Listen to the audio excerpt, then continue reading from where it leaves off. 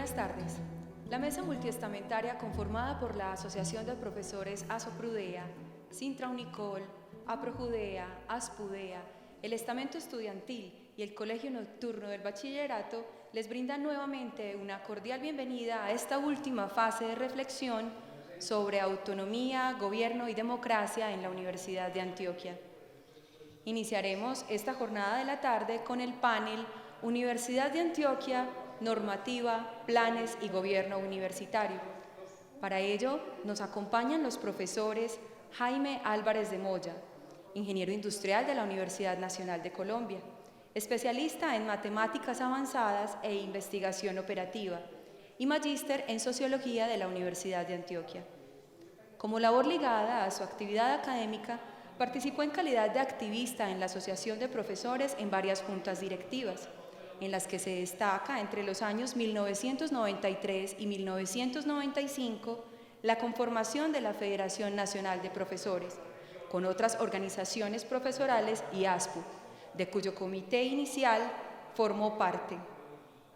A nivel local, de las tareas centrales fue la elaboración consensuada entre los estamentos básicos universitarios de un proyecto de Estatuto General para la Universidad de Antioquia.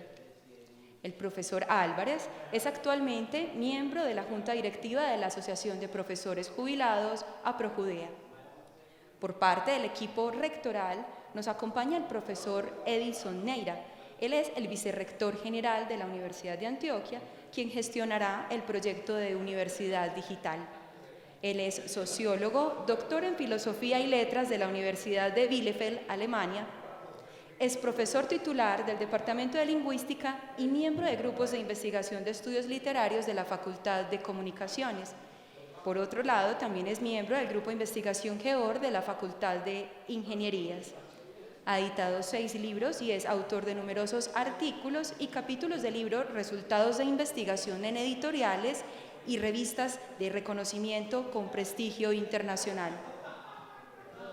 Como coordinador del panel de esta tarde nos acompaña el profesor jubilado Raúl Fernando de Escarpeta Gómez. Él es economista de la Universidad de Antioquia, magíster en Administración en la Universidad de los Andes. Actualmente es miembro de la Junta Directiva de APROJUDEA. Sean bienvenidos. Vamos a iniciar la sesión de la tarde de hoy del seminario Autonomía, Gobierno y Democracia. Para la tarde de hoy tenemos previsto en el seminario trabajar el tema de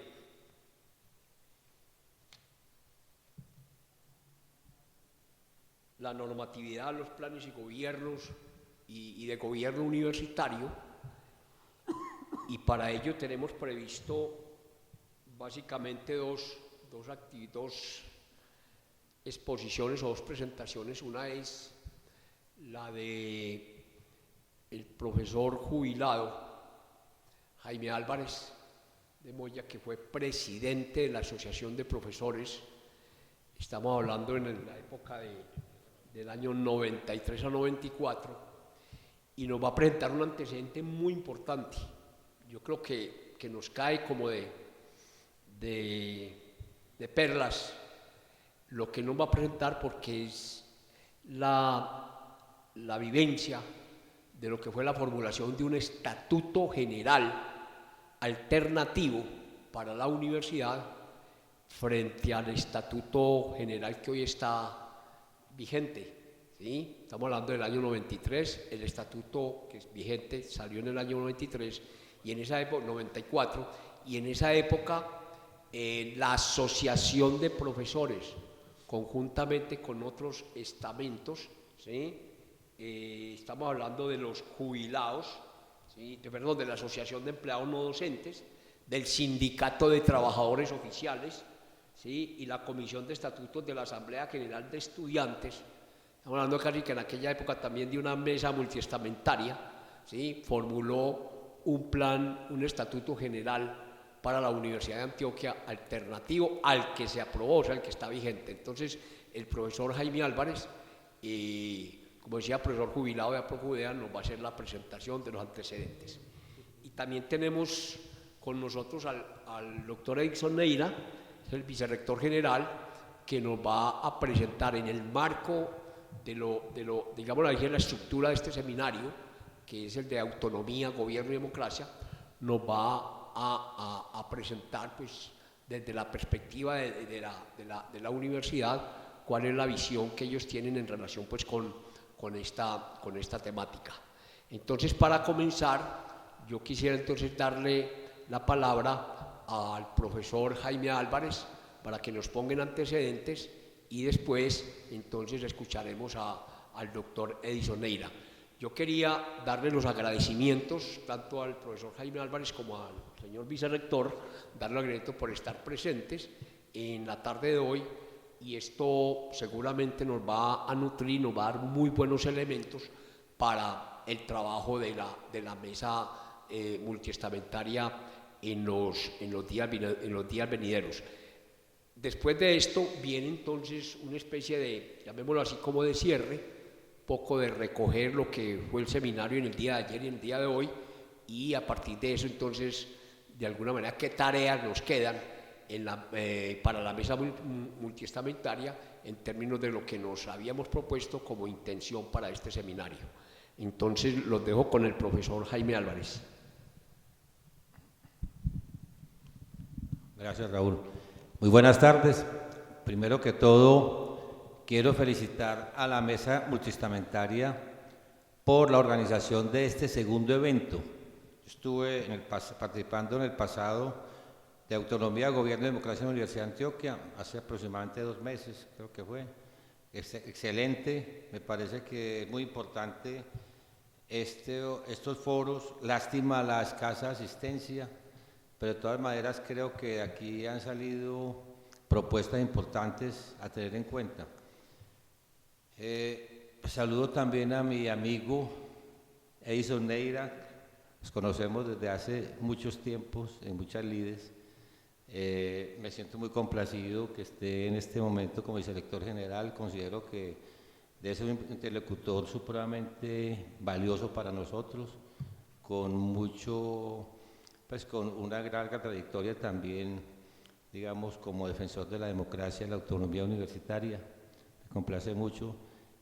Y también quiero saludar a algunos de los compañeros que en el 93 y 94 participaron con la Junta de Creación de Profesores y otros en la elaboración de este proyecto de estatuto. Aquí está Nelson Orozco, Álvaro Ibarra, León, Jaramillo y otros. No, fuera de estos, hubo otros que yo quiero también hacer reconocimiento público.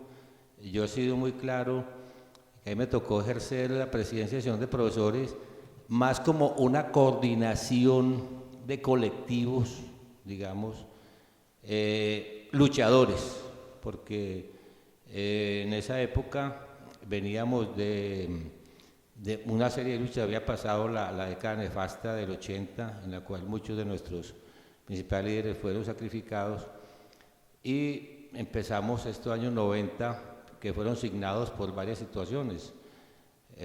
La más importante para mí fue el proceso de paz de estos años, en los cuales estuvo el M19, el EPL, el PRT, Quintín Lame, pero no solamente eso, un momento similar al actual, sino que también fue signado por la Constituyente del 91, primera constitución colombiana que puede considerarse producto de un consenso social, ¿sí?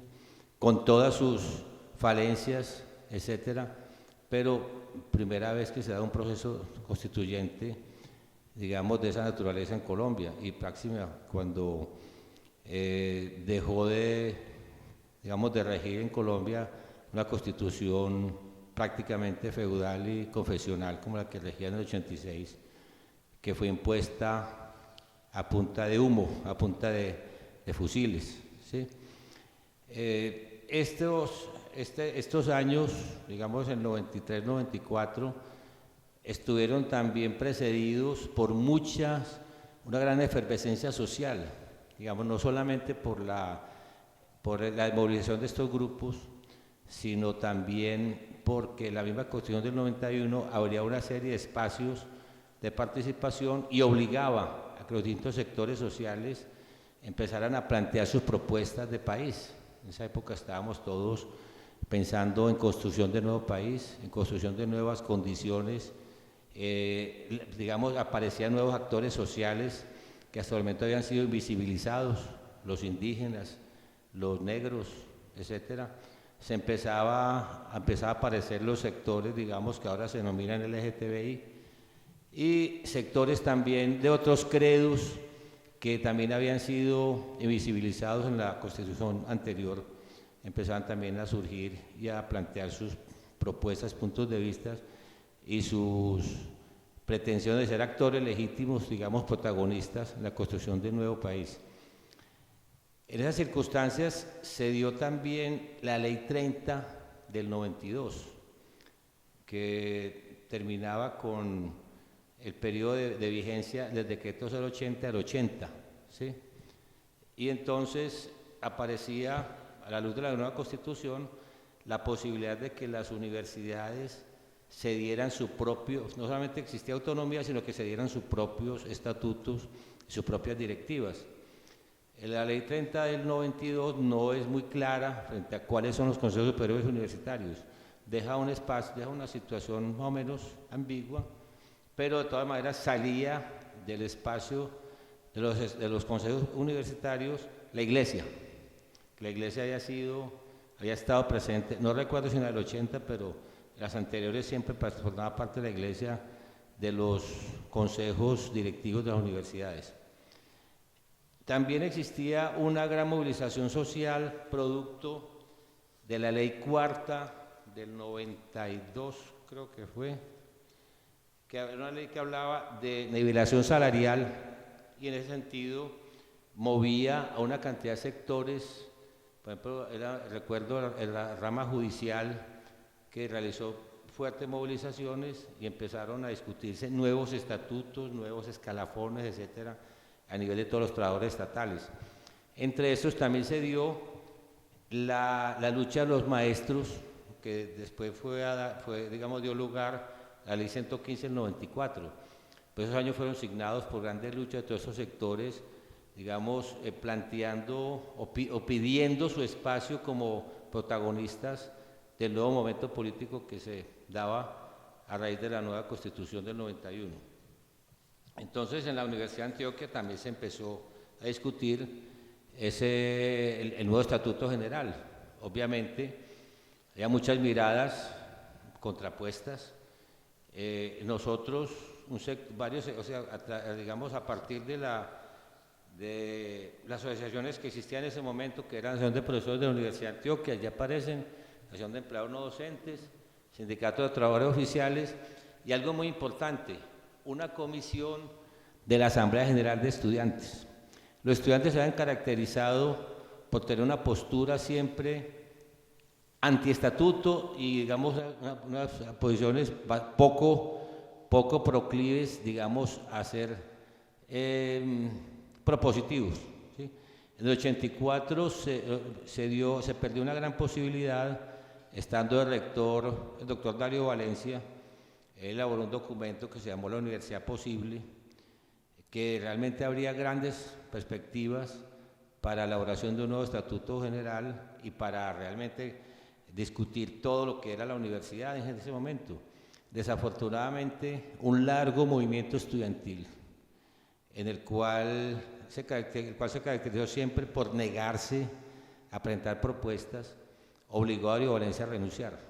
Él duró, no recuerdo si duró un año, pero realmente salió bastante frustrado porque no encontró un ambiente, digamos, de reciprocidad frente a sus propuestas de construcción de nueva universidad. Para mí fue un rector bastante honesto, bastante propositivo, y digamos eso generó posteriormente una serie de situaciones nefastas para la universidad, pero que luego llegaron dos rectores que hicieron prácticamente retroceder la universidad bastante tiempo en términos, digamos, de democracia y autonomía. Ya a finales del 93 y principios del 94 nos reunimos varias comisiones de estos estamentos y nos dimos a la tarea de elaborar ese proyecto de estatuto general. Yo quiero ser muy claro, es muy posible que muchos de esos temas que allí se trataron pueden estar muy superados, ¿sí?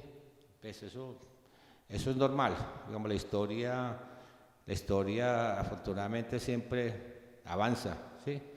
Pero lo que yo, digamos, valoro fundamentalmente es ese primer consenso. Tal vez primero, creo que del 74, no se lograba un consenso en testamentos de la Universidad de Antioquia para poder elaborar un proyecto de estatuto general y pensar la Universidad de Antioquia como un proyecto cultural de la región, ¿sí? Entonces, una vez elaborado este proyecto, pues les voy a presentar los aspectos fundamentales. Sí, por favor, salir el primero. En lo fundamental, lo que es misión de la universidad, autonomía, principios generales, no difiere mucho del estatuto general que se aprobó, ¿sí? Fundamentalmente porque es que lo que para nosotros era algo sustantivo y fundamental, aparece allí, pero muchas veces se lo pasa por la faja, pero no es tenido en cuenta, sino simplemente aparece como un saludo a la bandera. Realmente en el tema que empezamos, por favor el siguiente, el tema que empezamos a discutir fue el tema del gobierno de la universidad, ¿sí? Nosotros planteábamos, realmente siempre muy ceñidos por la ley 30, yo quiero ser muy claro, la Asociación de Profesores es una asociación pluralista, ¿sí? Y en ese sentido, pues hay muchas diferencias de posiciones entre los que participamos allí. Entonces llegamos a una propuesta para, digamos, para nombramiento, para elección de rector, de presentar una terna, ¿sí?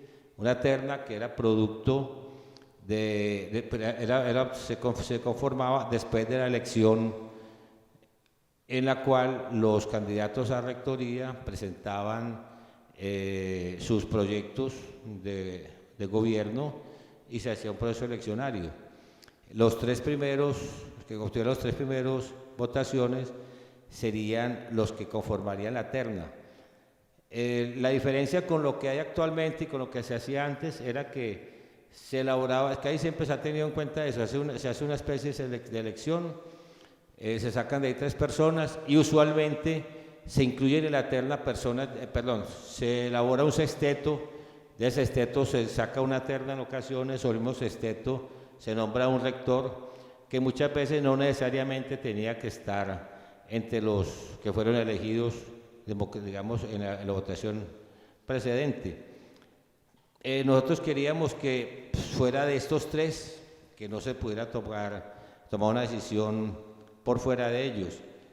Entre nosotros hubo mucho debate en torno a si se presentaba un candidato único que sacara la mayor votación o no, y digamos por consenso llegamos a ese acuerdo.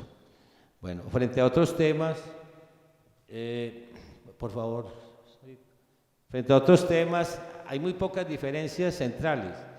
Insistíamos mucho nosotros en esta parte, en los mecanismos de participación y en los organismos de control y vigilancia. En los mecanismos de participación planteábamos, perdón, chico.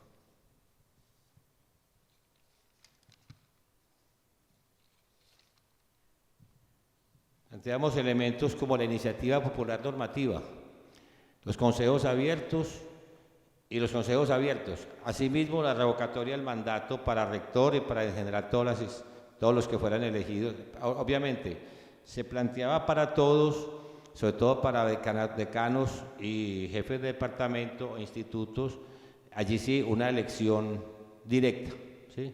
Allí sí no había la propuesta de que fueran ternas, sino que fueran elección directa entre las personas, digamos, de las diferentes instancias académicas. Se hablaba de revocatoria de mandato, también eso tiene todo un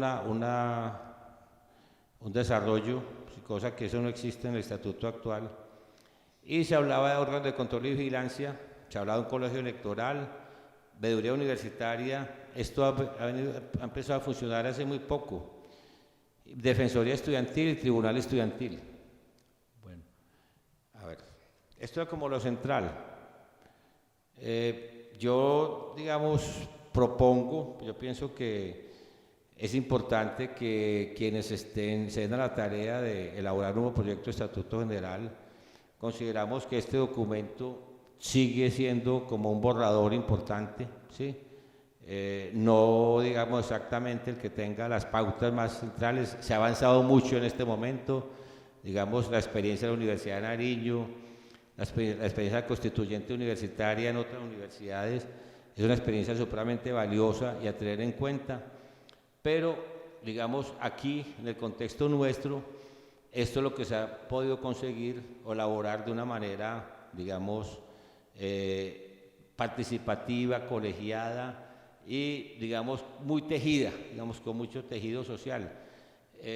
Recuerdo que en esa ocasión hacíamos asambleas de profesores, asambleas de estudiantes, una asamblea que me pareció muy importante, trabajadores oficiales y los de empleados no docentes, eran asambleas masivas. O sea, este proyecto fue acompañado, digamos, masivamente por los distintos estamentos y con una gran participación. Bueno, eso sería como lo básico. Yo quisiera dar otros elementos sobre, digamos, sobre la propuesta que debemos elaborar sobre el Estatuto General. A mí me parece que la situación actual, pues siendo diferentes, la situación actual también está asignada por el proceso de paz, ¿sí? Si bien en aquella época el proceso de paz con el M-19, PL, PRT, Quintín Lame, fue un proceso de paz altamente aceptado por la sociedad, al punto de que, por ejemplo, Álvaro Uribe Vélez, en el 92, presentó un proyecto de ley de amnistía para todos los guerrilleros, incluyendo a los que habían participado en la toma del Palacio de Justicia. Paradójicamente ahora es el principal opositor de este proceso de paz y de cualquier posibilidad de justicia transicional. Pero de todas maneras, el proceso de paz, según la última encuesta, salió la semana pasada, del domingo lunes, hay un 58% que está aprobando este proceso y una alta posibilidad, digamos, de que se avance y se llegue a una refrendación o al mecanismo que se acuerde. Pero estamos, digamos, en una etapa posacuerdo, muy importante, que para mi concepto es clave porque la construcción de paz debe avanzar por un proceso de democratización, digamos, más profundo de toda la sociedad, entre ellos el de la Universidad de Antioquia, de las universidades públicas en general, de la Universidad de Antioquia. Además, el proceso de paz lleva a una construcción de paz territorial. Para la universidad es muy importante que tiene sedes en todos los sitios de mayor, digamos, influencia, donde hubo mayores víctimas de la violencia. La universidad tiene sedes allí, que son en las 9 subsedes que tiene la universidad, en Urabá, en Bajo Cauca, en Magdalena Medio, Suroeste, etcétera, y Oriente, obviamente, que es donde fue más fuerte la violencia, que es donde más se debe profundizar la construcción de paz territorial. La universidad tiene sus sedes allá. Y yo pienso que en todos estos sitios se está discutiendo mucho, particularmente en el Oriente Antioqueño, el tema de la descentralización. Se está planteando mucho la creación de la provincia de Oriente y ese proceso se está extendiendo hacia las diferentes regiones. Yo pienso que la universidad no puede ser, digamos, ciega a esta situación. Por otro lado, pienso que hay que tener en cuenta actualmente cómo es la circulación del saber y de los conocimientos. Estamos en la universidad estamos en la sociedad del siglo XXI, la sociedad del conocimiento, y la universidad pública no puede estar, digamos, ciega a esa situación, máxime cuando realmente lo que se está dando es una arremetida transnacional contra la universidad pública. Si tenemos en cuenta, digamos, lo que se ha planteado en la OCDE y en el GATT, esto debe ser muy tenido en cuenta por nosotros, porque eso pone en peligro la autonomía universitaria y prácticamente, digamos, la hegemonía la están teniendo estas transnacionales y nosotros debemos tener en cuenta cómo eso debe incidir y cómo debemos nosotros enfrentar en una posible reestructuración de la universidad o posible elaboración de nuevo estatuto general. Bueno, en general esto es lo básico que quería plantear. Ya quedan otros elementos, si ahora hay un panel, pues hay otros elementos que puedo estar presentando allí. Muchas gracias por la atención.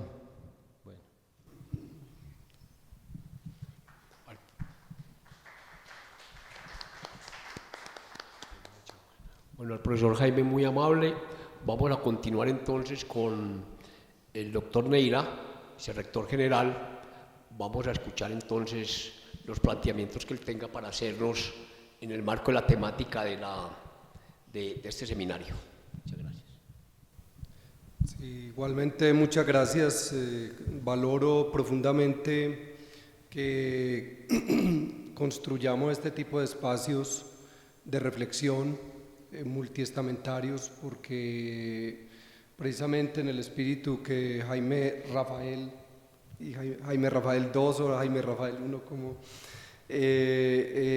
planteaba el estatuto de la universidad como tal vigente, partió de un proceso participativo de debates bastante significativos y creo que así es como las universidades tienen que construir sus propias normas, ¿no?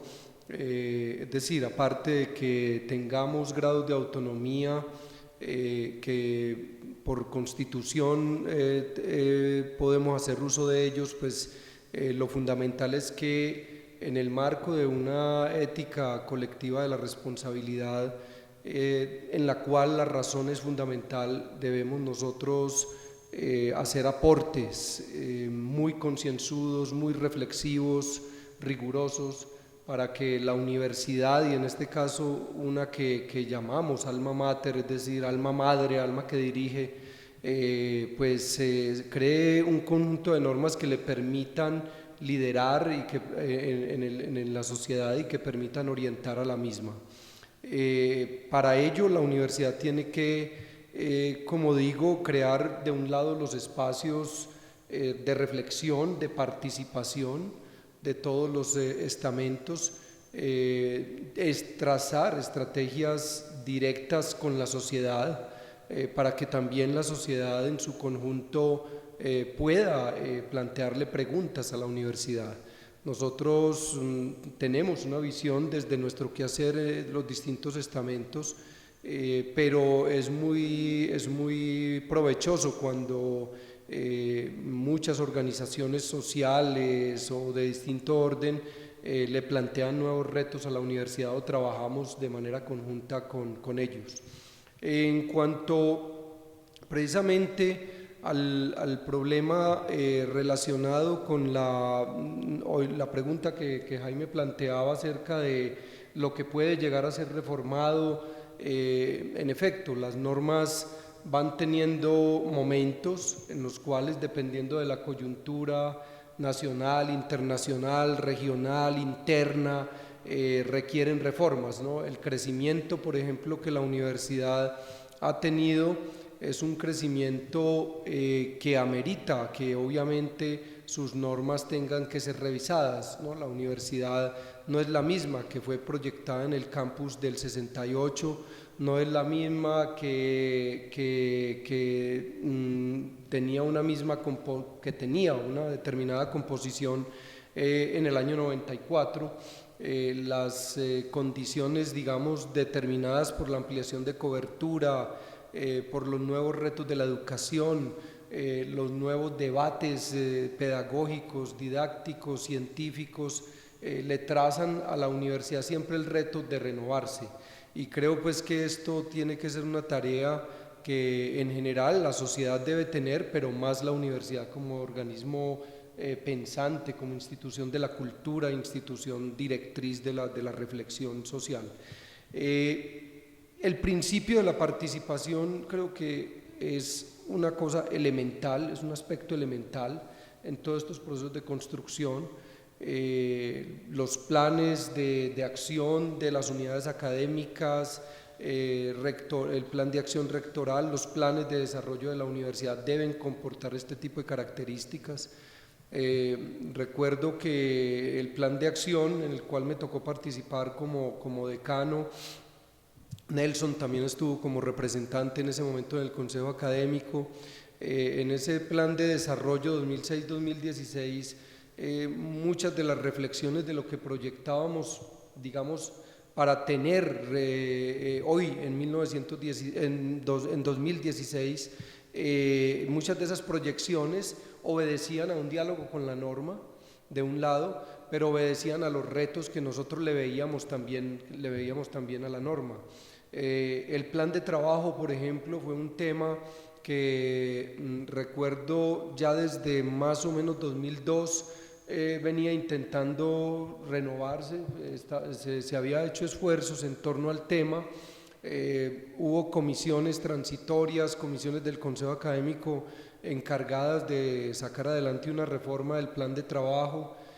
Hasta hoy no ha sido posible, por ejemplo, llegar a una reforma del plan de trabajo. No obstante, hay que reconocer que muchas de las comisiones que se crearon para tal efecto fueron siempre comisiones con mucha participación, originadas desde el Consejo Académico, pero con una amplia participación y un amplio debate.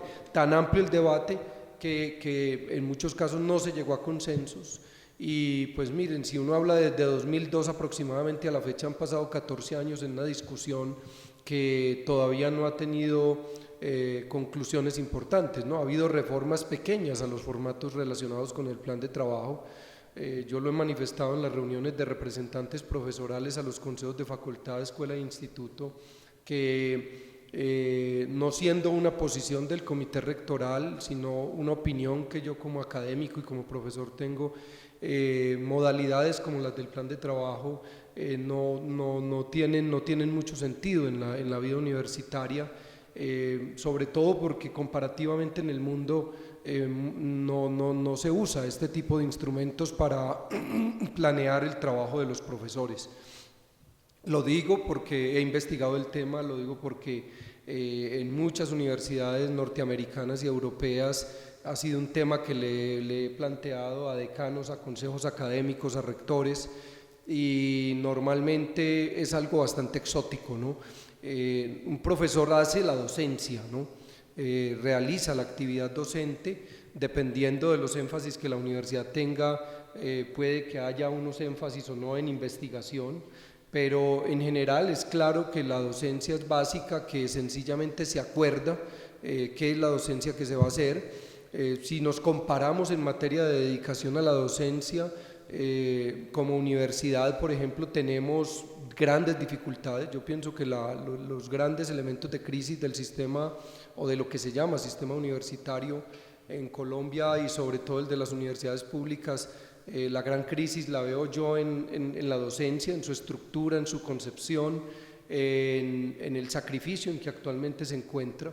Creo que hay grandes problemas, pasan por discusiones relacionadas con el plan de trabajo, pero pasa también esto por discusiones relacionadas con la forma en que entendemos la manera de hacer docencia, es decir, qué nivel, qué estatus le hemos dado nosotros a la discusión de los modelos pedagógicos, aparte de lo que son las estrategias didácticas, que es otro asunto, pero veo que en el mundo universitario, tanto directivo como profesoral en el país, sobre todo en el ámbito público, la discusión acerca de los modelos pedagógicos no ha impactado, por ejemplo, de hecho en leyes como la Ley 30 o en mucho otro tipo de reglamentaciones. Ahí yo veo un punto importante de reflexión tanto de profesores, directivos, como de las distintas agremiaciones, porque realmente la formación docente, la dedicación a la docencia tiene, digamos, muchas debilidades tanto en su dedicación, por ejemplo, como en su modalidad. Son temas muy específicos que en la mesa de representantes profesorales a consejos de facultad, escuela o instituto las tenemos proyectadas. Espero que desde esta mesa nosotros lleguemos a proyectar y a proponer foros para la universidad que sean muy productivos. No voy a agotar ese tema aquí, lo dejo simplemente como una suscitación, pero creo que es un elemento fundamental que tiene que tener una relación con el estatuto general, con las normas universitarias, ¿no? Ese es un aspecto que creo fundamental. Obviamente a ello se relaciona también, o con ello se relaciona la manera en que hacemos investigación y extensión, la manera en que estructuramos el concepto de la hora cátedra en distintos niveles, etcétera. Ya en cuanto, por ejemplo, lo que tiene que ver con otro aspecto, por ejemplo, que hemos intentado reformar desde hace bastante tiempo y que ha sufrido o ha vivido una experiencia como la del el plan de trabajo, es la del estatuto profesoral. El estatuto también, fui miembro de comisiones en las que por lo menos yo trabajé 6 años en comisiones de estas, en delegación del consejo académico, con representación profesoral, con mucho nivel de participación. Llegamos a elaborar documentos muy detallados sobre las reformas que creíamos podíamos implementar a nivel del estatuto profesoral, pero tampoco hemos llegado, por enoemplo, a una reforma en ese terreno.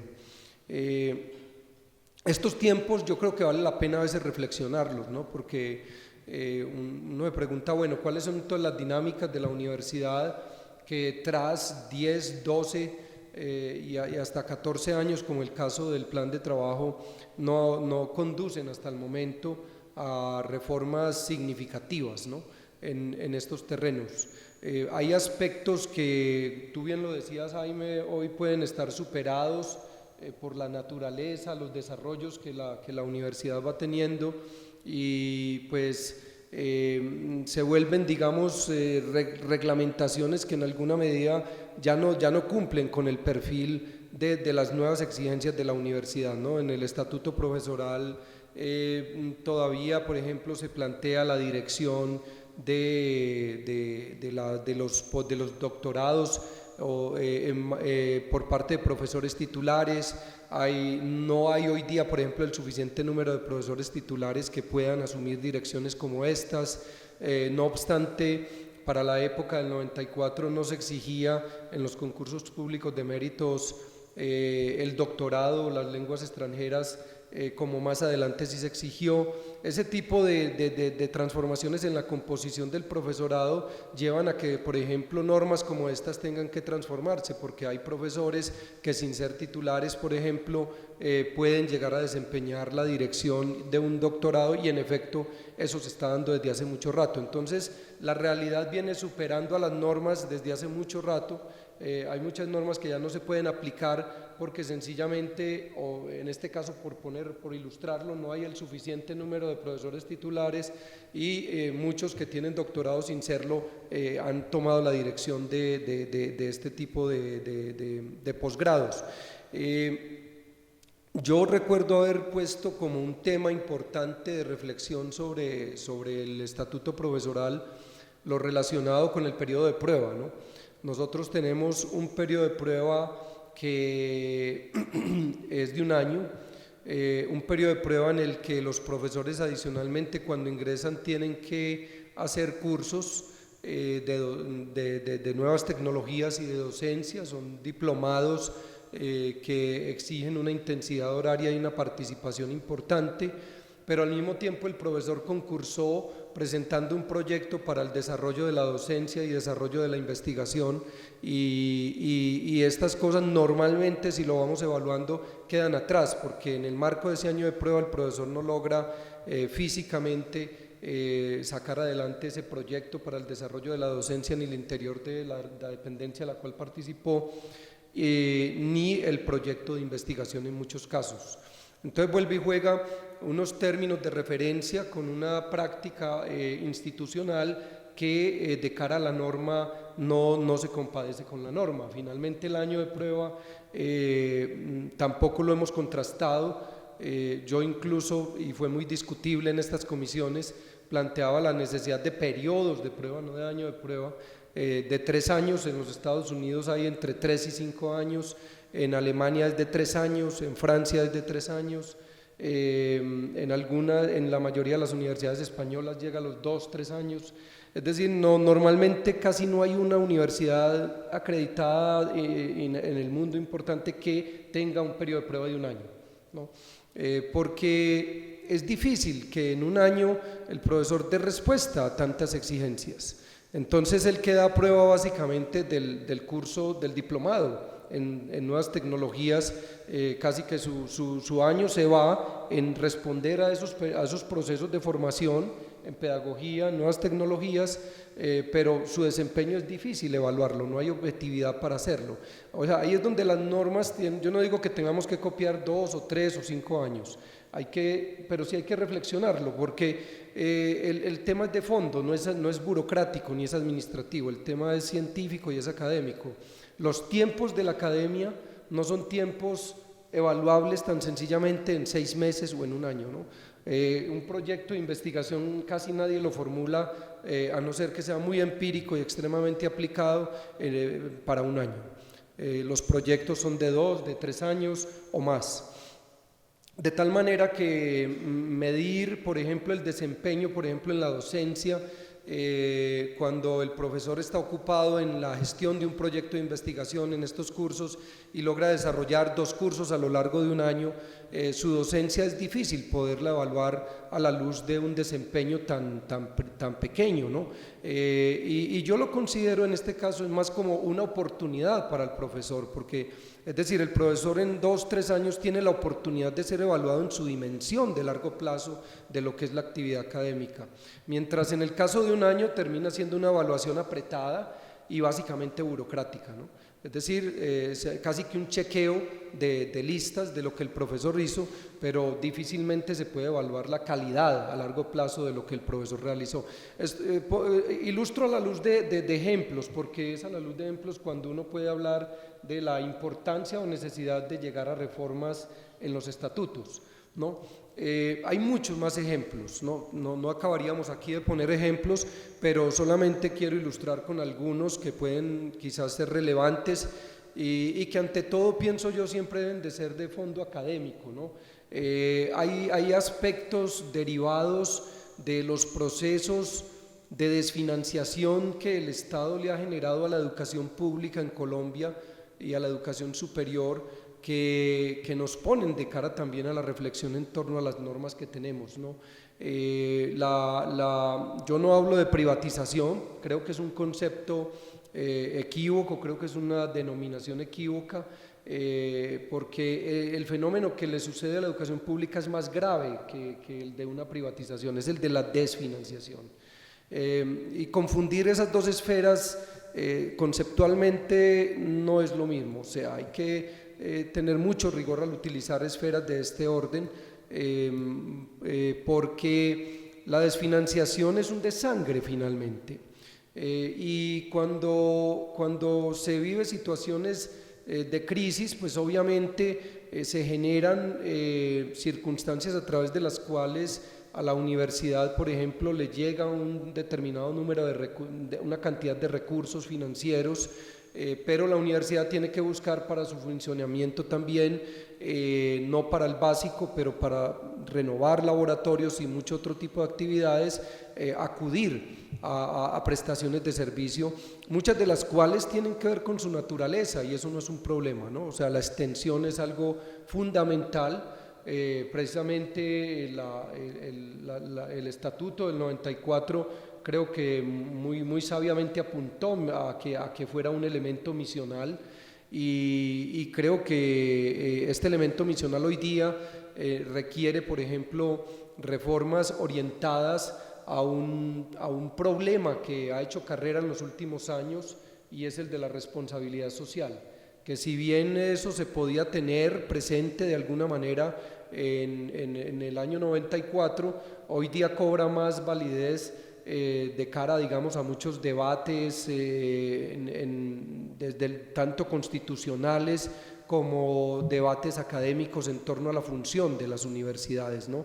Y ese problema de la responsabilidad social, que como digo no es nuevo, es una denominación, también nos exige preguntas, ¿no? Bueno, finalmente entonces, si el parámetro de la responsabilidad social es clave, ¿cuál es la dimensión entonces de la extensión de cara a un fenómeno como esos? Así sea una extensión que puede estar marcada por las consultorías más técnicas hasta las consultorías en los planos de las ciencias humanas más reflexivas. Es decir, en cualquiera de los dos ámbitos, esa es una pregunta que siempre va a ser válida.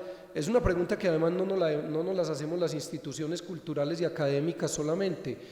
Hoy día es una reflexión propia de entidades bancarias, de entidades financieras, de sectores industriales, de sectores fundamentales, por ejemplo, en las empresas de base biotecnológica, etcétera, la responsabilidad social. Es decir, ahí hay preguntas, como digo, de dimensión social y cultural que en determinado momento vale la pena ponerlas de cara a procesos de transformación de las normas universitarias. El gobierno universitario, por ejemplo, es un aspecto fundamental. Uno dice, bueno, trabajamos sobre la base de la transparencia, de la participación. El mismo plan de desarrollo que actualmente se ha comenzado a construir es un plan de desarrollo cuya base metodológica es esa, la participación, y hay un proceso de acercamiento en este momento a distintos actores para que esa participación se vaya identificando, se vaya cualificando y llegue a propuestas de construcción colectiva. El gobierno universitario, y está establecido en el estatuto general, tiene diversas instancias. Yo soy una persona muy convencida de la democracia representativa. Creo que la democracia representativa permite precisamente y posibilita los escenarios de reflexión, de síntesis, a los que una sociedad en el grado más alto de su civilización y de su razón cultural puede llegar, digamos, a construir. Es el esfuerzo precisamente cuando en una asociación de profesores hay un presidente o en un sindicato hay una presidencia y hay estructuras. Esas estructuras precisamente lo que están planteando es la importancia de definir procesos de representación, ¿no? Un sindicato en determinado momento, cuando negocia, o una asociación requiere a través de las figuras de la representación legal no solamente digamos una representación formal, toda forma es contenido y esa forma es importante, es decir, se llega a esa forma de un presidente, de una representación legal, precisamente porque un colectivo, un gremio, un estamento, a partir de la legitimidad que tiene un líder, le ha precisamente asignado una responsabilidad en materia de su representación legal. Entonces esos elementos de representación creo que siguen siendo muy valiosos y tienen que ser siempre elementos de representación que deben de ser en lo fundamental muy reflexivos, y de ahí que por ejemplo nosotros todavía estemos atrás en materia de representación en muchos aspectos, en los consejos de facultad, escuela e instituto. Todavía tenemos mucho que ganar de cara al estatuto general del 94. O sea, creo que en ese punto, por ejemplo, Jaime, todavía no hemos superado muchas cosas, porque el estatuto general del 94 todavía nos lleva un poquito la delantera en prácticas que todavía no hemos logrado, digamos, con las que no hemos logrado superar ese estatuto en materia, por ejemplo, de lo que es las representaciones. Creo que ahí todavía tenemos retos bastante grandes. Hay aspectos contextuales, por ejemplo, que el país viene construyendo desde que comenzaron las políticas y leyes gubernamentales, las leyes de gobierno en línea. El gobierno en línea es un elemento fundamental del gobierno que no era un punto en el año 94, hoy día es una práctica de las instituciones en menor o mayor medida. Nosotros como universidad estamos, pienso, muy atrás todavía en materia de lo que es la implementación de gobierno en línea. Las leyes todavía nos llevan a nosotros un par de kilómetros creo que ahí por el contrario lo que tenemos es grandes retos, pero esos retos implican que en las reformas a los estatutos incluyamos este tipo de cosas tan positivas en materia de la transparencia y de la gestión de la universidad como es el gobierno en línea. Yo creo que ahí la sociedad actual nos traza retos para que reformemos nuestras normas y las pongamos a tono con desarrollos que son mucho más democráticos, que permiten más transparencia y sobre todo que a través de ellos se garantizan dos cosas fundamentales cuando hablo de lo de gobierno en línea. No se garantizan per se, porque las leyes per se no garantizan las cosas, pero en la medida en que se reglamenten y las prácticas se adecúen, sí, garantizan o es la posibilidad de garantizar, ahondar, profundizar y mejorar en el debido proceso y ahondar y profundizar en el derecho a la información. El gobierno en línea es todo un marco de leyes y de normas que nos permiten a nosotros precisamente hacer visible el quehacer de todo tipo de dependencias académicas y no solo académicas sino administrativas y de los gremios y de los estamentos. Entonces, hacer uso de esto implica tener normas adecuadas a este tipo de estrategias, ¿no? Ahí creo pues que nosotros, como digo, tenemos retos importantes. Desde hace ya un buen tiempo se habla de una sociedad digital. Alemania, recuerdo que en el 2010 estableció como casi en cada año hay un año temático, por ejemplo en Alemania que los ministerios establecen.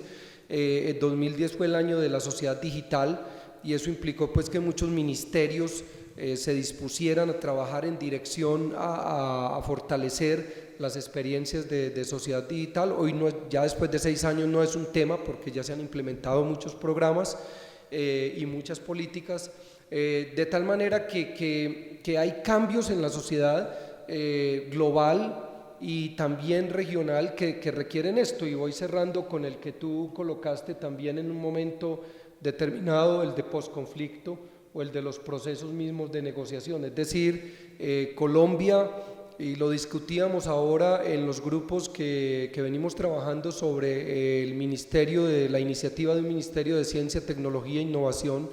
Hay una gran corriente de académicos que en este momento está trabajando en esa dirección a formular una propuesta y pues la universidad es uno de los actores que está en esa discusión. Digamos la estructuración de este tipo de iniciativas lo ponen a uno también de cara a fenómenos como el del posconflicto, ¿no? Sin decir que se trata de una verdad a secas o a medias. Es un fenómeno que está en el debate nacional, en la opinión pública y que exige, digamos que entonces uno se pregunte cosas, lo decía yo en estas reuniones sobre el ministerio, ¿qué hace un país en la condición de posconflicto? ¿O es viable Colombia una Colombia en posconflicto sin las ciencias? Es una pregunta que yo formulaba como suscitación a precisamente la necesidad de que el país se pellizque acerca de la necesidad de crear un Ministerio de Ciencia, Tecnología e Innovación. Los ministerios son estructuras, por sí solas no resuelven las cosas. Las estructuras, nosotros como sociedad hispano-católica barroca tendemos mucho a creer que un edificio, un ministerio, la expedición de una norma soluciona los problemas de la sociedad, porque somos una sociedad que ha asignado en elementos extremadamente formales la responsabilidad individual.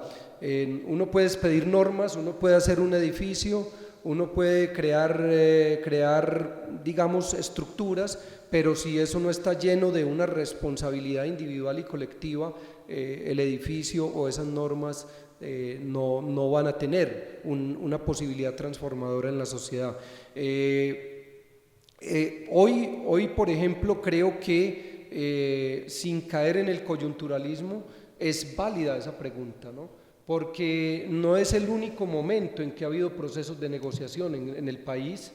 Ya tú referenciabas varios momentos, y creo que cada vez un país que ha vivido conflictos de larga duración tan impresionantes como el nuestro, en los que tendemos a olvidar que la gran cantidad de guerras civiles del siglo XIX son los prolegómenos exactos o los correlatos de las violencias que hemos vivido desde la guerra de los 1000 días hasta la de mediados del siglo y la que nos ha tocado vivir tantos años hasta hoy.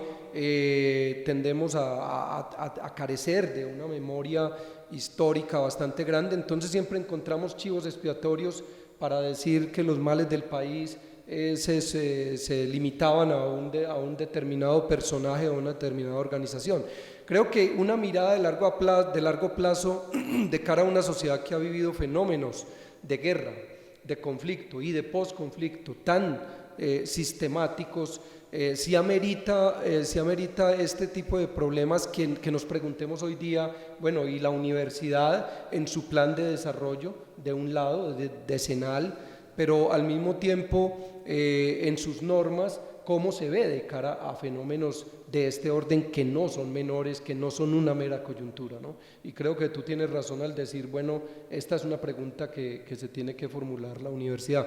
Yo daría como algunas ideas así, sueltas, para que podamos charlar y analizar pues los contextos que digamos hoy queremos explorar. Doctor Neira, muchas gracias. Bueno, pasamos a una sesión de preguntas o de intervenciones en relación con lo expuesto pues por el compañero Jaime Álvarez y por el señor vicerrector. Muy buenas tardes, respetados miembros de la mesa, compañeros, profesores de la rama administrativa y estudiantes. Un beneplácito pues tener al vicerrector, cosa que es un poquito como especial, digámoslo así, que comiencen a bajar los directivos de la universidad a estas sesiones de discusión tan importantes. Y a los profesores, Jaime, que ha sido pues una persona combativa en estos aspectos, y su compañero de lado, que también ha sido una persona que ha generado muchos interrogantes y muchos desarrollos en la universidad. Doy, digámoslo así, un aplauso a estos eventos que comienzan a configurarse en la universidad y que dan una oportunidad de discusión de todos los estamentos, y que debería o debe aprovecharse por la administración de la universidad en estos cambios que se están generando.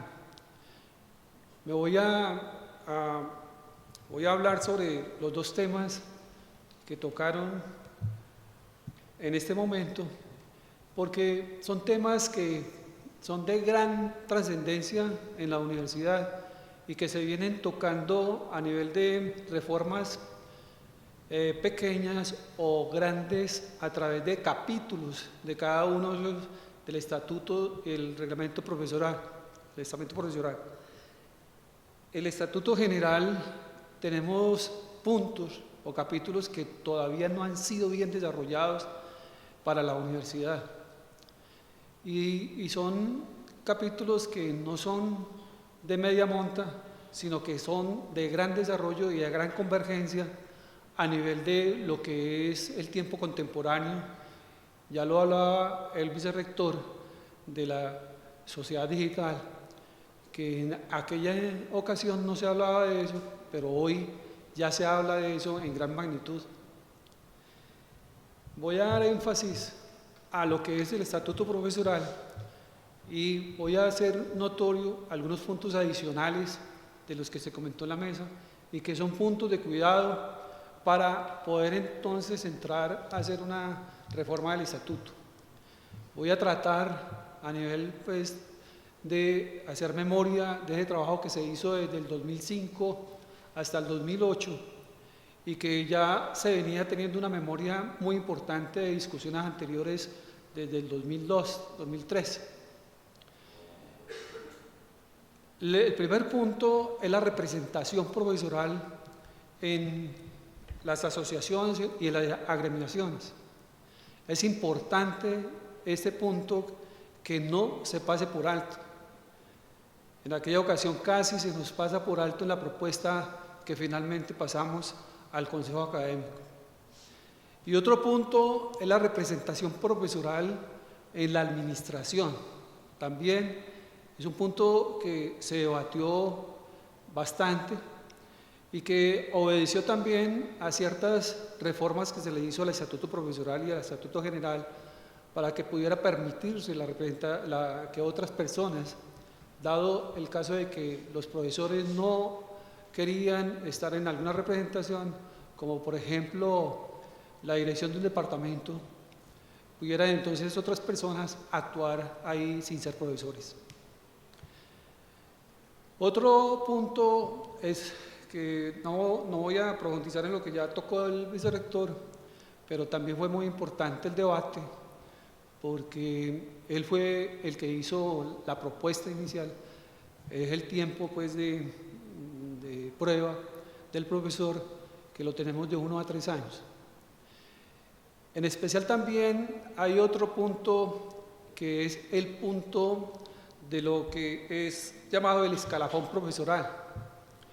Si bien nosotros tenemos unas reglamentaciones para ascender de un escalafón a otro, aquí en la reforma que se planteaba se generó una situación bien amplia de discusión con relación a los trabajos que tenían que hacer los profesores para poder pasar de un escalafón al otro.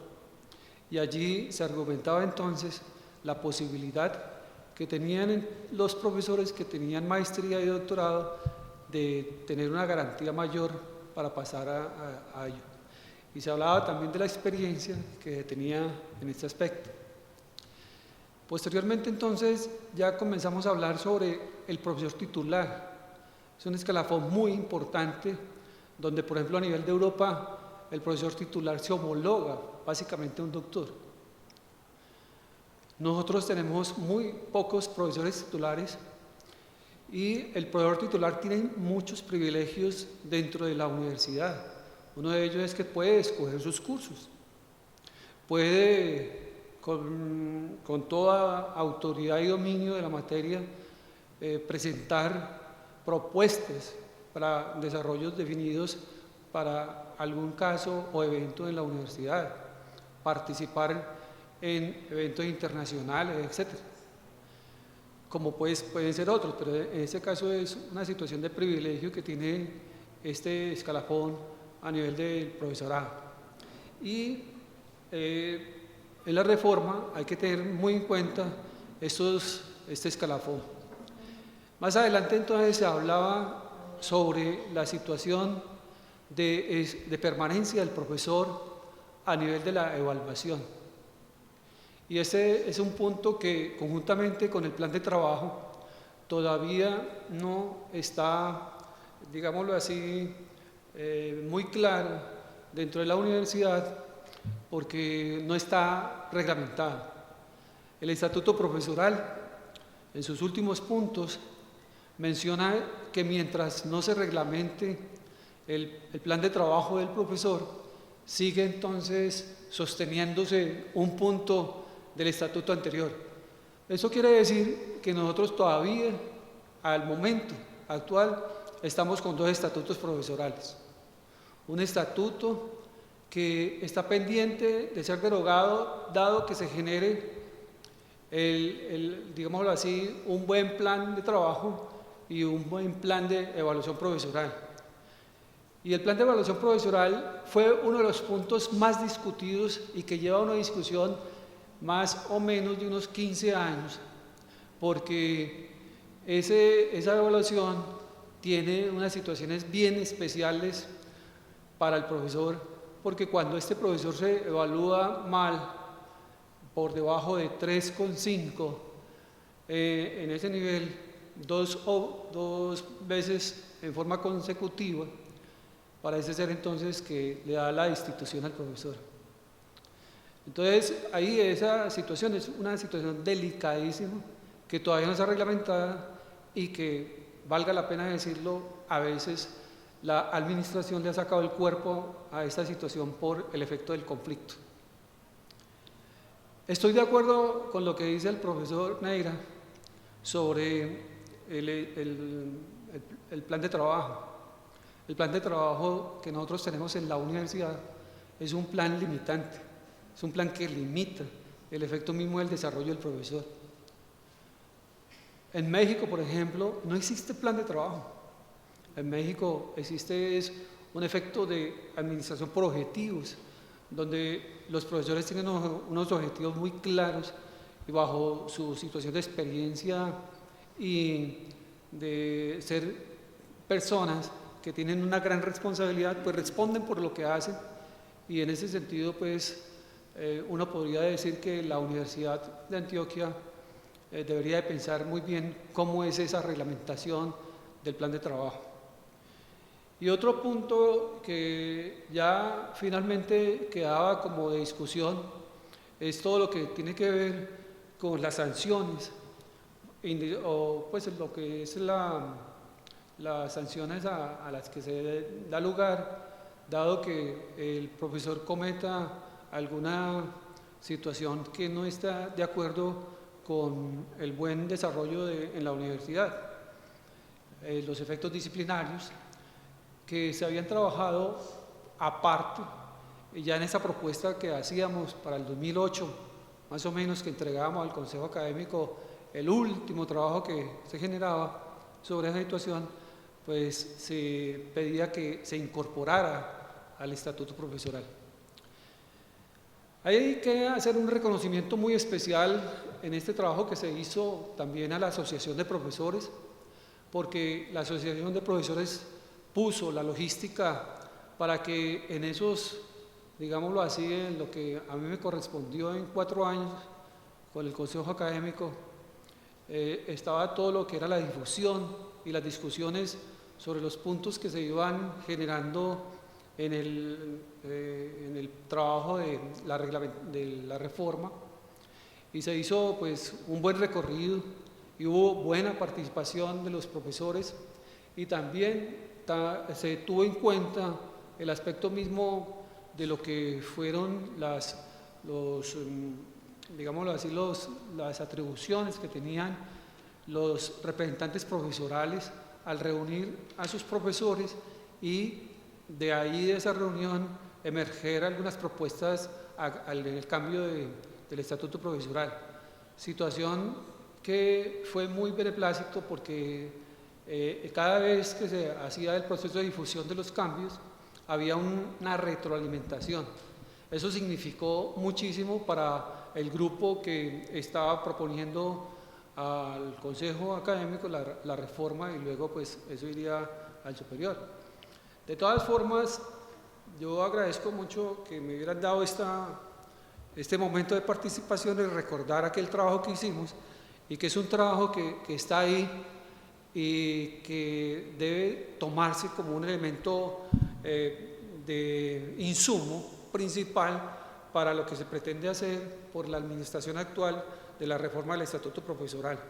Ahí ya hay una situación bien especial, y hago una advertencia en cuanto a que ese estatuto profesoral, esa propuesta que se hizo y que la presentó el vicerrector Óscar Sierra, en ese momento era un debate que se hizo muy importante y que se tuvo en cuenta, oigan esto, en la situación pues de la estadía del profesor, y aquellas situaciones relacionadas con algunos temas como los salarios, como los permisos y todo eso, a la administración, a la sección de personal, donde allí también tuvimos un debate con ellos en ese sentido. Y lo que quiero anotar es que el anterior vicerrector, Carlos, ¿cómo era? No, Juan Carlos Amaya, ¿sí? Él tuvo en su oportunidad esa propuesta que nosotros hacíamos, pero él generó una propuesta paralela. Muy amable. Entonces ahí, hay que tenerlo en cuenta. Y bueno, muy buenas tardes, saludar igualmente pues a los miembros de la mesa de este panel, al vicerrector, a Jaime Álvarez, a Raúl. Y a ver, digamos, las reflexiones que ustedes generaron me suscitan un poco estas ideas. A ver, de pronto insistimos mucho en el cambio normativo pensando que es el cambio social acelerado y, digamos, veloz de la sociedad contemporánea el que exige el cambio normativo. Pero a veces pensamos que tenemos que hacer corresponder precisamente esos dos momentos, el cambio social y el cambio normativo. De pronto creo que obviamos una cosa que creo que es muy interesante y es pensar finalmente, cuando estamos en una universidad, por ejemplo, ¿qué idea de universidad tenemos? Es decir, yo creo que hay que partir un poco de la idea, el concepto, el sentido, digamos, de la universidad, para yo pensar qué es lo que quiero cambiar y hacia dónde quiero cambiarlo. Porque evidentemente no tiene sentido cambiar normas por cambiarlas. Es decir, puede ser que algunas de las normas que tengamos en el Estatuto General, en el Estatuto Profesoral, sean perfectamente viables, aún a pesar pues, de los cambios que la sociedad contemporánea pues, nos ha mostrado que tiene y efectivamente los tiene. Entonces, yo creo que el llamado un poco es a eso, porque nos dicen, bueno, es que cambiemos el Estatuto General, que cambiemos el Estatuto Profesoral. Yo digo, hombre, el Estatuto General hay una cosa sobre la que hemos venido trabajando de tiempo atrás en la asociación y se ha insistido incluso actualmente. Jaime ha venido insistiendo como presidente de la asociación. Es decir, la estructura de gobierno de la universidad. Sabemos que ahí hay cosas que cambiar. Sabemos evidentemente que tenemos concepciones distintas, por ejemplo, a la actual administración, a la del doctor Alvear.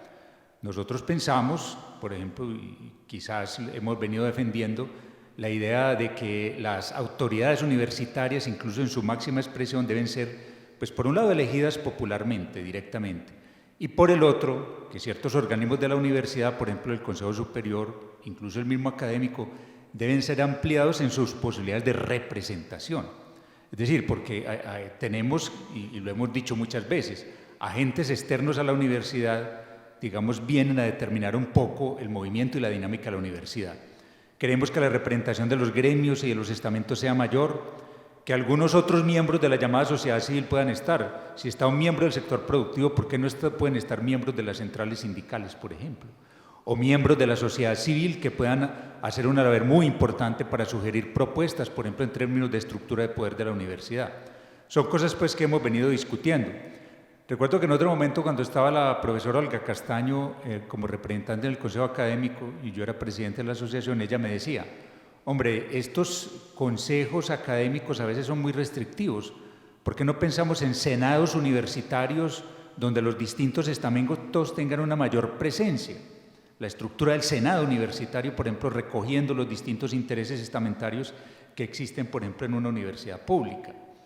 Es decir, son ideas que han venido debatiéndose y surgiendo y que, digamos, pienso yo, podrían darle un cauce distinto a lo que puede ser actualmente un tipo de estatuto, por ejemplo, general, como el que tenemos y que eventualmente, en ese caso, puede ser reformado. Sobre cosas, digamos, del estatuto, bueno, en el nivel disciplinario estoy de acuerdo. Nosotros de mucho tiempo atrás hemos venido insistiendo, por ejemplo, en que debemos tener una concepción de la disciplina, de las sanciones más formativa para el profesor. O sea, hoy tenemos una cosa medieval que es ese búnker allá, la unidad de asuntos disciplinarios allá en el Paraninfo. Lo encierran a uno allá con Deiser en 4 paredes, lo graban. Eso es un búnker, es una cosa medieval. Esa cosa hay que acabarla. Eso hay que acabarlo, la unidad de asuntos disciplinarios. Pero entonces nosotros hemos dicho, hombre, hagamos una cosa más formativa. O sea, al profesor hay que generarle unos espacios normativos, unos planes de mejoramiento.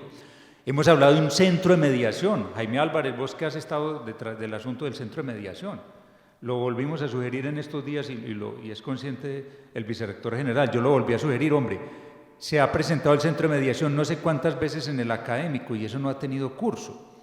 Hombre, abrámosle a los profesores un espacio distinto a la sanción punitiva. Los centros de mediación pueden ser otro espacio y otra posibilidad. Estoy mencionando pues algunos de los temas que hemos venido sugiriendo, digámoslo así. En términos del estatuto profesoral, hombre, no es necesario cambiar por cambiar. Hay cosas que es necesario pensar. El plan de trabajo, yo pienso que sobre eso hemos discutido muchas veces. Creo que lo que tenemos ahora es muy restrictivo en las 900 horas. Lo es, efectivamente. Hombre, un profesor titular puede decir, vea, hombre, inscribirse en las, digamos, en las funciones misionales. Usted debe tener docencia, investigación, extensión. Y, digamos, y preferentemente para nosotros, extensión solidaria. Nosotros pensamos en la extensión solidaria. ¿Hay que conseguir recursos? Sí, pero no olvidemos la extensión solidaria. Lo hemos venido insistiendo mucho. Entonces, si usted es un profesor titular, usted con su jefe puede pactar unos compromisos básicos en términos de docencia, de investigación y de extensión, ¿cierto? Y entonces hay una autorregulación, pero evidentemente pues está también un jefe inmediato que puede estar permanentemente regulando unos objetivos. Lo decía de pronto Nelson, unos objetivos que usted debe cumplir en un semestre. Y en ese sentido podemos pensar en la abolición, por ejemplo, del plan de trabajo como lo sugiere el actual vicerrector, o sea, lo sugiere Edison en este momento, lo viene sugiriendo. Entonces, a ver, cosas de ese orden pueden ser, digamos, asuntos que podemos pensar y transformar. Porque sí, hay 4 borradores de estatuto, Nelson, 4 borradores de estatuto profesoral. Pero entonces, digamos, a ver, ¿qué es lo que queremos cambiar? ¿Hacia dónde queremos cambiarlo? Pensemos qué es el profesor universitario hoy, en la condición actual. ¿Qué es ser profesor universitario hoy en una universidad pública, dadas las nuevas dinámicas, incluso de precarización de la condición del profesor? Yo retomo un término de Bauman que leí recientemente en unos conversatorios que él tenía con un personaje lituano, en un libro por allí de unas entrevistas a Bauman. Él habla del precariado. Es que el profesor universitario hoy entra a formar parte ni siquiera del cognitariado, es del precariado. Es un profesor absolutamente precario en sus posibilidades económicas, en sus posibilidades de hacer investigación, incluso en su calidad de vida. El profesor de hoy es un precario, forma parte del precariado, ya ni siquiera proletariado, sino precariado. Entonces, a ver, ¿cómo hacemos para crear condiciones dignas para ser profesor universitario hoy en una universidad pública y que no estemos afectados por esta condición del precariado, digamos, contemporáneo, en que nos ha puesto a jugar, digamos, esta sociedad de libre mercado hoy? Sí, porque hablamos de capitalismo, y ojalá fuera capitalismo cognitivo.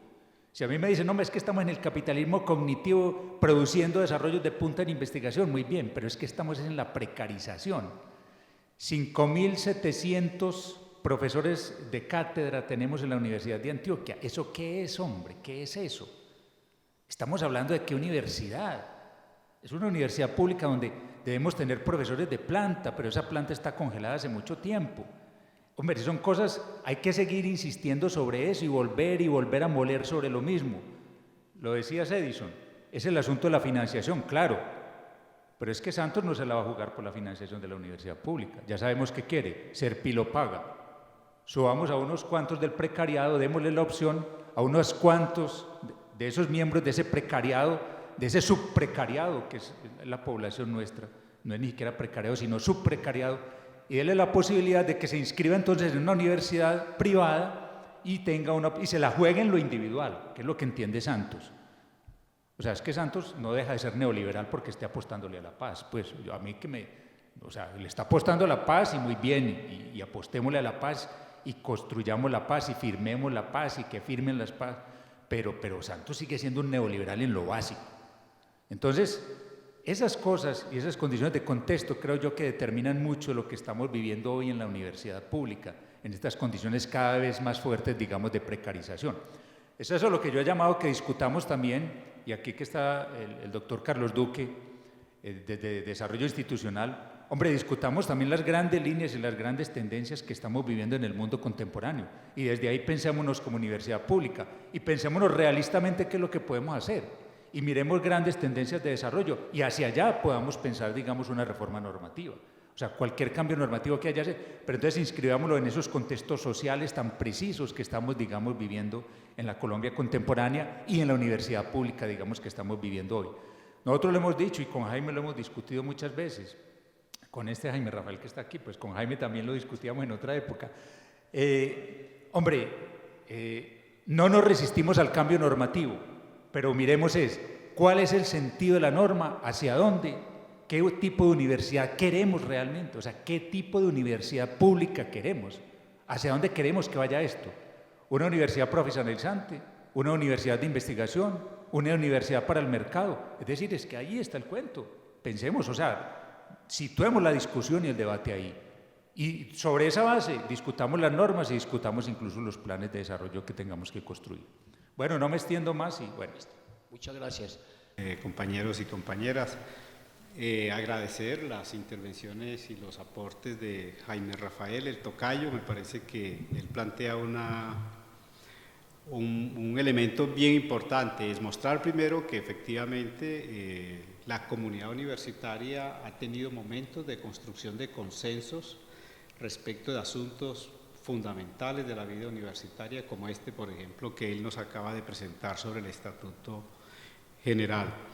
Me parecen muy valiosos los aportes de Edison y estamos, creo que, muy agradecidos en este seminario de que él haya venido y haya hecho la intervención que ha hecho con sus reflexiones, aunque muy puntuales, creo yo. Todavía hay mucho más que hilvanar, pero creo que nos da elementos para ello. Yo quería decir algunas cosas, pero ya Marco Antonio las ha anunciado, las ha dicho, entonces yo me voy a remitir a 2 o 3 que de pronto considero que son importantes destacarlas.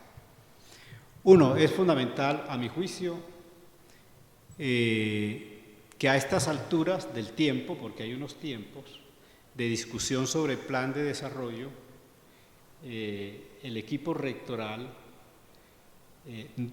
ya nos haya planteado a nosotros cuáles son los ejes básicos, los lineamientos básicos de ese plan de desarrollo. A mí me parece que estamos en mora de poderlos conocer, poder conocer su argumentación y poder desarrollar eso que ellos inteligentemente han planteado, aunque no veo pues mucha innovación en ello, pero creo que es inteligente para el momento y para las características de la universidad. Este es un espacio muy complejo y sobre todo un espacio muy plural.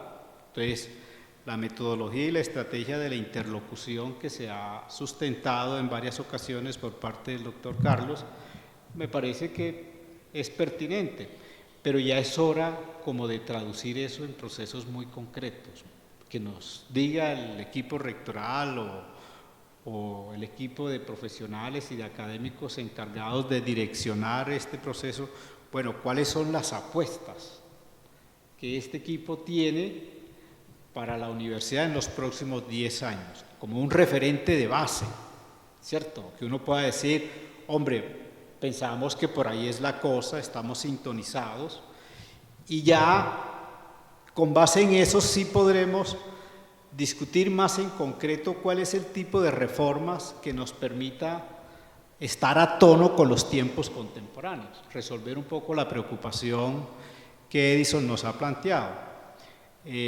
No abrirnos por abrirnos a un proceso de reforma, sino abrirnos a él, pero con sentido. Y creo que el sentido nos lo da la definición o la construcción de estos lineamientos básicos. Eso sería como lo primero, y hay un cronograma. Creo que en junio ya debe estar cerrado un ciclo, el ciclo fundamental, de manera que ese sería como un llamado de atención, porque creo que ello dinamizaría realmente la discusión en lo que tiene que ver en particular con plan de desarrollo. Hombre, a veces construimos mitos y construimos hombres de paja y debatimos con esos hombres de paja haciendo discusiones falsas. La apuesta de la Asociación de Profesores sobre gobierno universitario en ningún momento desconoce la importancia de la representación. De hecho, el punto de partida es reconocer la representación.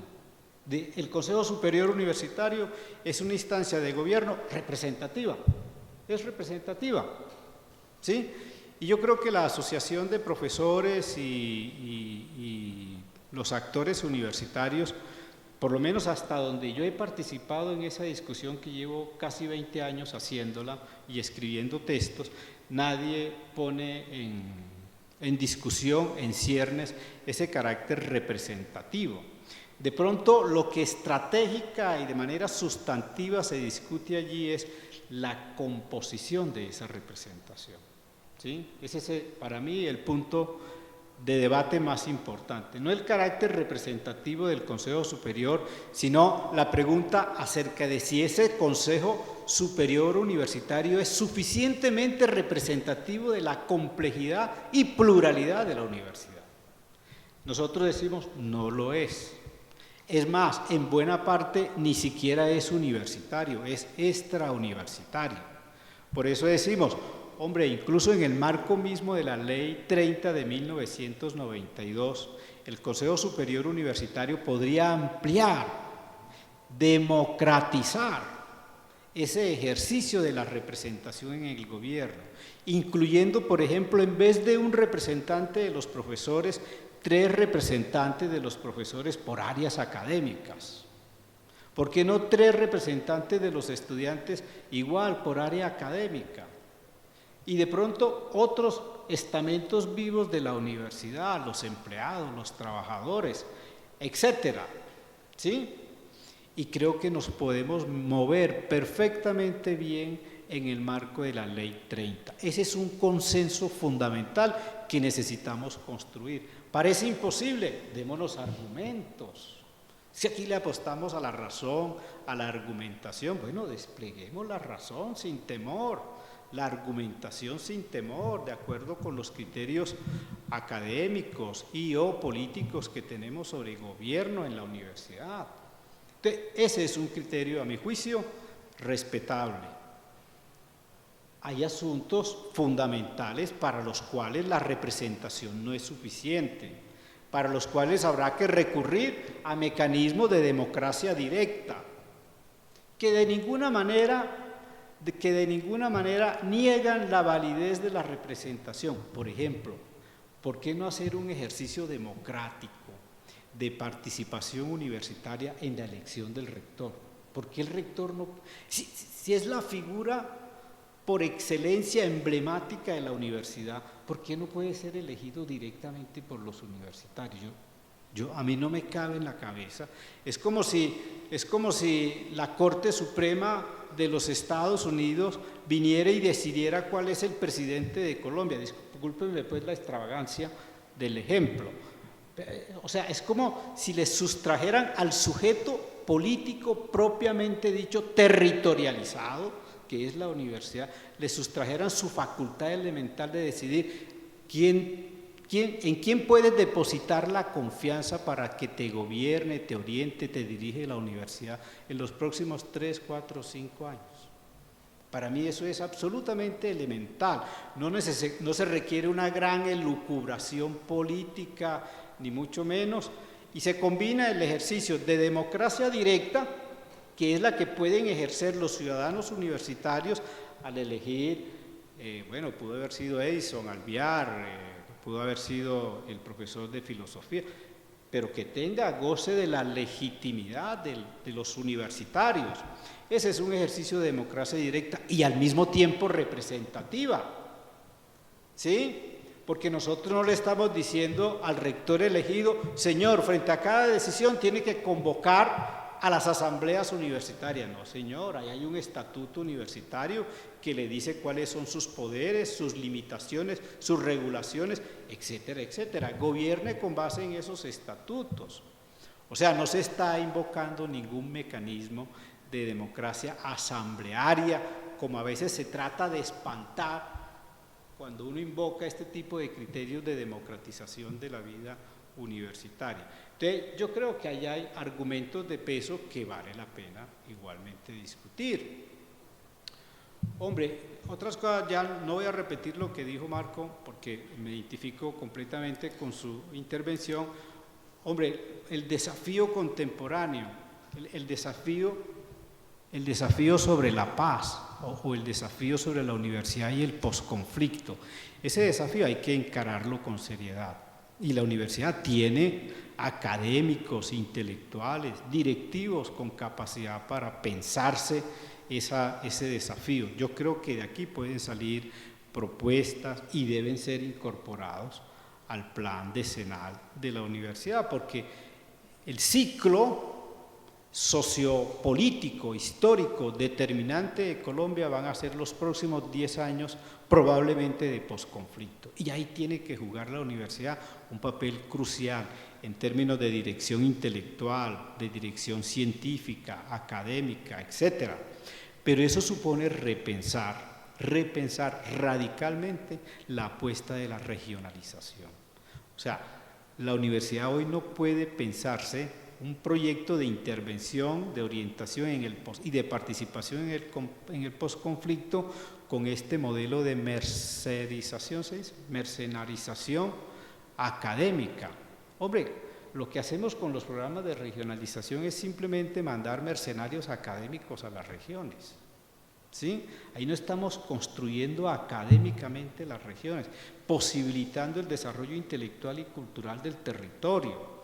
Estamos llevando mercenarios de la ciudad de Medellín a que enseñen, a que instruyan, a que, etcétera, pero no estamos contribuyendo a una función estratégica de la universidad, que es construir social, cultural, científicamente al territorio de las regiones. Y eso se hace articulándonos estrechamente con el territorio, con los actores del territorio. Entonces, yo creo que elementos, por ejemplo, como esos deben estar dentro del plan de desarrollo. Y lo otro, lo mismo, estamos en mora que nos diga, ya el profesor Edison ha dado unos elementos, pero todavía no sabemos si son parte de las apuestas del equipo rectoral. Bueno, ¿cuáles son las apuestas en términos de estatuto profesoral? ¿Sí? Porque muchos profesores decimos, hombre, en el contexto en el cual se encuentra la universidad pública del país, y particularmente en el contexto de una definición de política como la que tiene definida el rector Alvear, en términos de austeridad, a uno sí le da temor cuando le hablan de reformas en ese contexto, ¿sí? Y nos hablan de reforma al estatuto profesoral en ese contexto, uno como que no puede evitar la preocupación. ¿En qué sentido irán esas reformas? ¿Sí? Porque igual yo puedo decir reformas, pero las reformas pueden tener uno u otro sentido. Hay reformas orientadas a mejorar la calidad de la excelencia académica de la universidad, a mejorar las condiciones del profesorado universitario para el desempeño de su labor, pero hay otras que van en sentido contrario.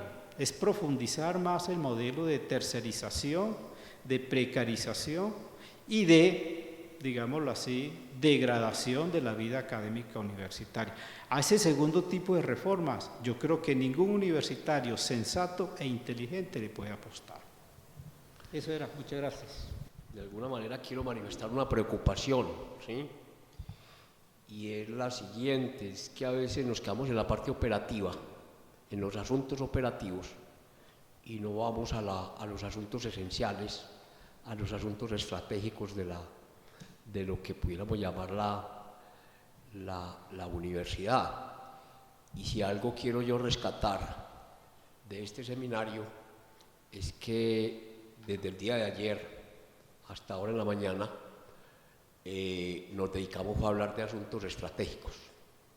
Y cuando hablo de asuntos estratégicos es el tema, por ejemplo, la autonomía universitaria, el tema la democracia en la universidad, que es que de eso hay que hablar, la democracia en la universidad, porque uno no puede pretender justificar que con la representación, entonces la vida en la universidad es democrática, ¿sí? La vida en la universidad es democrática, la posibilidad de que se expresen los distintos estamentos y que esas expresiones en términos de propuestas sean vinculantes, ¿sí? Eso no se puede tapar pues con la expresión de la representación. Y lo otro es lo del cogobierno, porque es que el cogobierno no es la reivindicación de la cantidad por la cantidad. El cogobierno tiene que ver con el significado de la esencia misma de la universidad como una institución de conocimiento y quiénes son los actores en ese proceso de construcción de conocimiento, dígase a través de la investigación, dígase a través de la docencia o dígase a través de la extensión. Y el otro punto es, ¿sí?, que eso es lo que tampoco se habla en relación con el estatuto actual, y es toda la sustentación que hay en la exposición de motivos de ese estatuto actual, donde dice, hay dos posiciones, una, o la universidad es una república, y otra, o la universidad, o en la universidad puede tener injerencia en la sociedad, y el Consejo Superior de la época, entonces se va por esa segunda posición. Y lo que yo escuchaba esta mañana, y lo escuchaba ayer, ¿sí?, es que los argumentos centrales es que así se plantea de manera metafórica la universidad en el marco de la autonomía, ¿sí?, tiene cierta independencia, tiene cierta separación, ¿sí?, tiene cierta, digámoslo así, prerrogativa por estar, digámoslo así, vinculada a su objeto social, como es el trabajar con el conocimiento. Entonces, a mí me parece que en eso hay que abrir el debate fundamental por lo siguiente, porque es que lo que ayer también hablábamos era, o el conocimiento es un bien público, ¿sí?, y digámoslo así, un bien público nacional, y desde eso es que se justifica la financiación. Es que no es la financiación porque la obligación del Estado es, no, es porque el conocimiento es un requerimiento, digámoslo así, del Estado y de la sociedad para su desarrollo, ¿sí?, o el otro, donde el conocimiento es un elemento, digámoslo así, una variable que está sujeta a las condiciones del mercado. Y lo que vemos desde el siglo pasado a hoy, y eso nos lo sustenta el 2034, por ejemplo, es que el conocimiento lo están trabajando y se está trabajando desde la universidad pública, ¿sí?, y privada, pero fundamentalmente la pública, ¿sí?, con todo ese perfil de lo que son de servir a las relaciones de mercado. Y si no tomemos el 2034, si no tomemos toda la historia de cómo se ha venido adecuando lo que afortunadamente esta mañana el profesor Ricardo Sánchez lanzaba una frase, y era de la que el modelo neoliberal ha llevado a falsificar la idea de universidad. Nosotros creemos que estamos en una universidad. Yo siempre he sostenido que esto es un remedio de universidad, que esta es una institución acomodada a esto que llaman de la educación terciaria. ¿Sí? Yo leía un comunicado del representante, o mejor, un comunicado del representante profesoral en relación con una intervención del rector en el Consejo Académico, donde hablaba de cómo la universidad, desde el Ministerio de Educación, ¿sí?, para adecuarla a esto, los programas tecnológicos. Y si uno lee el 2034, y si uno lee las directrices, digámoslo así, de la OCDE, si uno lee todo lo que viene desde el siglo pasado, es adecuar estas instituciones a toda esa estructura que tiene que ver con servir a todo el modelo neoliberal. ¿O qué fue lo que se dijo ayer y qué se dijo hoy y qué se demostró ayer en la conferencia del doctor Libreros? ¿Sí? Entonces la pregunta es, ¿en qué escenario estamos? Uno, o trabajamos el conocimiento para servirle a este país como parte, digámoslo así, de su patrimonio, o estamos en el escenario de ser agentes reproductores de un conocimiento para unas leyes del mercado, para una oferta y demanda. Y entonces coloquémonos en uno de esos escenarios, en cuál estamos y a cuál le hacemos. ¿Sí? Entonces, desde esa perspectiva, a mí me parece que ese es un punto fundamental, porque tiene que ver con el concepto de autonomía, ¿sí?, universitaria reconocido. Ni siquiera es el concepto histórico que nos planteaba esta mañana el doctor Ricardo Sánchez, sino reconocido por la Constitución, reconocido por sentencias de la Corte Suprema. ¿Sí? Y donde él decía, mira, él lo sostuvo esta mañana, mire, el único problema, ¿sí?, que veo yo que tenemos en el marco de la Ley 30 es esa digámoslo así, inconstitucionalidad, esa incompatibilidad de ese artículo que tiene que ver con la composición del Consejo Superior frente a los artículos anteriores que sustentan la misma ley. ¿Sí? Y esa misma ley, ¿sí?, lo que reconoce es precisamente la autonomía, casi que, como lo decía él, casi que absoluta de la universidad. Porque es que ya reivindicado lo de la autonomía relativa es para justificar precisamente la deformación de la razón de ser de la universidad. Entonces, todos estos cambios, como lo decía don Fabricio en la novela El gato pardo, todo cambia para que todo siga igual. Si todo sigue igual, es que vamos a que esto que llamamos universidad, o que llamamos, ¿sí?, quede disfrazada como universidad, pero que en la práctica lo que están haciendo los funcionarios de la universidad y lo que están haciendo o estamos haciendo, ¿sí?, los que tenemos que ver con la vida universitaria, es hacerle el juego a ese tipo de... Yo sí quiero llamar a que vamos a lo esencial. Hay unos asuntos operativos, lo de los planes de trabajo, ¿sí?, pero que vamos a lo esencial. Entonces, ese me parece que es un punto. El otro punto, el tema de la democracia. ¿Sí? Es que el tema de la democracia no es, vuelvo, insisto, esta mañana nos presentaron la experiencia de la Universidad Autónoma Latinoamericana. Es porque la institución es una institución de conocimiento. Esta es una institución dedicada al conocimiento. Tanto los profesores como los estudiantes son trabajadores del conocimiento. Y ellos son los actores fundamentales. Entonces, desde esa perspectiva, me parece a mí que si nos vamos por las ramas, ¿sí?, si nos vamos por las ramas, pues seguiremos colocando una institución, y estoy hablando en general de todas las universidades del país, las universidades públicas, y seguiremos prestándole el servicio a un modelo, como el modelo neoliberal, que lo que ha hecho no es sino, ayer lo veíamos, traerle desgracias a este país. Yo creo que es ahí donde tenemos que ubicarnos. Y lo mismo frente a lo del plan de desarrollo. Porque es que el plan de desarrollo, desde el punto de vista metodológico, que responde al qué y al cómo, mire, de eso hay técnicas lo más sofisticadas, desde la prospectiva y desde la planeación estratégica y de todo, para montar el modelo.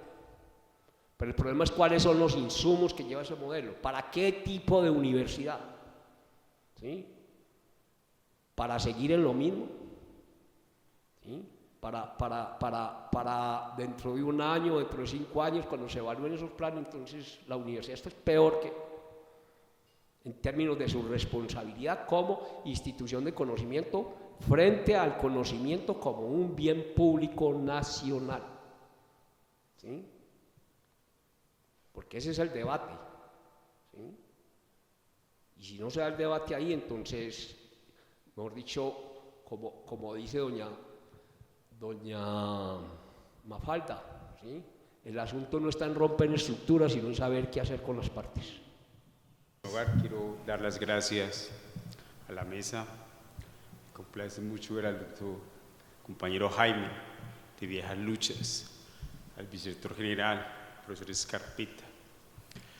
Lo otro es dar las gracias al profesor presidente de la asociación y a toda la mesa multidistamentaria que logró este debate. Esto es importante que perviva. Yo quiero terminar con esta pequeña reflexión, producto de mi experiencia personal en la institución y casi que en la vida. Yo creo que lo peor que le puede pasar a una comunidad, a cualquier comunidad, y más a una comunidad como esta, que está compuesta principalmente por jóvenes que viven intensamente su vida, que está compuesta por hombres y mujeres maduros, llenos de experiencia, de conocimiento, que no les importa incluso hasta arriesgar su vida por trabajar por el bien de la comunidad. Lo peor que le puede pasar a esta comunidad es que sus dirigentes sean personas que le temen a la democracia o que no les guste la democracia. Yo creo que estos dirigentes lo que mejor que pueden hacer es que se compren una finca y se vayan a gobernarla de la manera caprichosa y a veces hasta egoísta.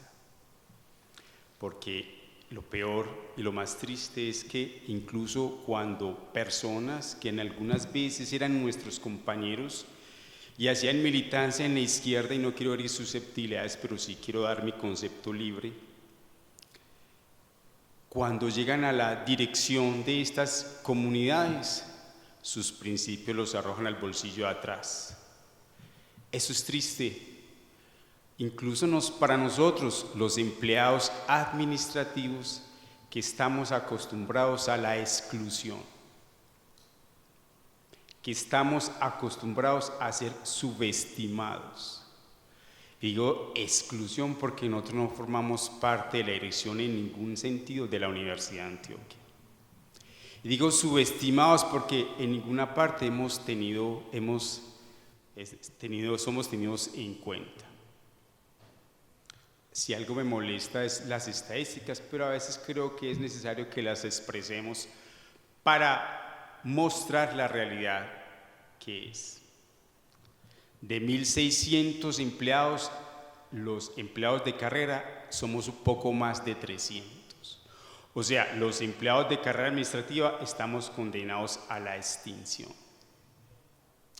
La administración anterior y aún ahora no han podido sacar un concurso abierto. No saben qué hacer con empleados que llevan 19 y 20 años en profesionalidad y en temporalidad. Y lo que es peor es que la tercerización se cierra en nosotros como una negra sombra. Ahí está la CIS, avanza poco a poco. Y ya la CIS, empleados de la CIS, hacen trabajos o realizan trabajos misionales. Todos sabemos cuál es el resultado de esto. Las organizaciones se ven afectadas. ¿Por qué? Porque para muchos jefes el trabajo con él lo chantajean a los empleados. Por eso se da tanto el acoso laboral al interior de la Universidad de Antioquia. Muchos jefes humillan al trabajador con el empleo. Es que en mis manos está su empleo. Algo que nosotros combatimos. El trabajo es un derecho. El trabajo no puede ser el garrote con el cual usted palea los empleados administrativos. Ahora, llegan directivos a la universidad, rectores, y lo primero que llegan son otorgando puestos. Y no solamente se borran del pudor, sino también de la carrera administrativa nuestra. Y es así como se ven a veces hasta ascensos escandalosos.